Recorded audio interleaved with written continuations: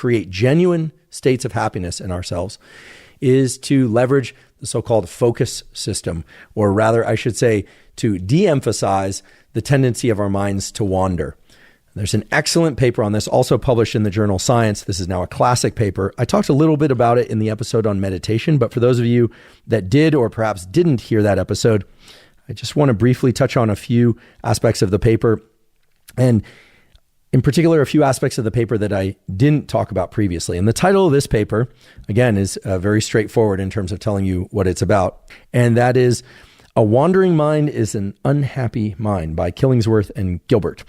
This paper was published in Science in 2010, and we will provide a link to the paper. This is frankly a very interesting paper. This paper involved several thousand subjects, or I should say 2,250 adult subjects.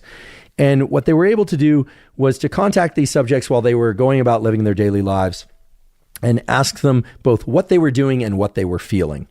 There were some additional questions that they asked them, but they were able to establish whether or not people were watching television or doing housework or working on a home computer or resting or listening to music, etc., in their natural environment. So this is outside the laboratory.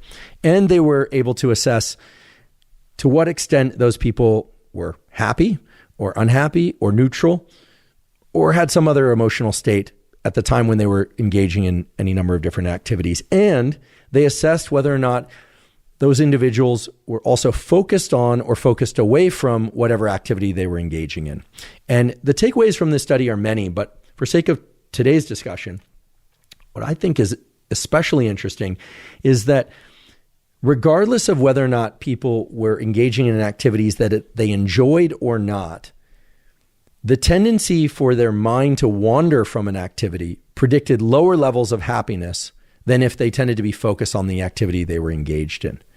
Now, that itself should be surprising. I mean, what that says is that even if somebody was engaged in activity like cleaning their house or doing homework or reading something that they weren't enjoying, if they were focused on what they were doing, they tended to report as happier than if their mind was drifting elsewhere.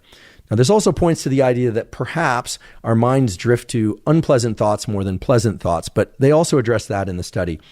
The point I'd like to make here is, quote, although people's minds were more likely to wander to pleasant topics, than to unpleasant topics, and there the difference is pretty significant. People's minds tended to wander to pleasant topics about 43% of the time, as opposed to unpleasant topics about 27% of the time, or to neutral topics in the remaining 31% of samples. People were no happier when thinking about pleasant topics than about their current activity. Think about that. People were no happier than when thinking about pleasant things than their current activity. In fact, the mere focus on what they were doing was more powerful than anything else, even if they didn't enjoy what they were doing. So they go on here to say, quote, although negative moods are known to cause mind wandering, analyses strongly suggested that mind wandering was generally the cause, and not merely the consequence of unhappiness. And so there are a lot of aspects of this study that are worth going into, but the major takeaway, or the one that perhaps we should all be most concerned with, is that when we are not focused on what we are doing, we tend to be far less happy than when we are focused on what we are doing, even if what we're doing is something that we don't deem very pleasant. And certainly if we are engaged in something that we consider very pleasant and we are very focused on, well, then our levels of happiness are the highest. That's sort of obvious.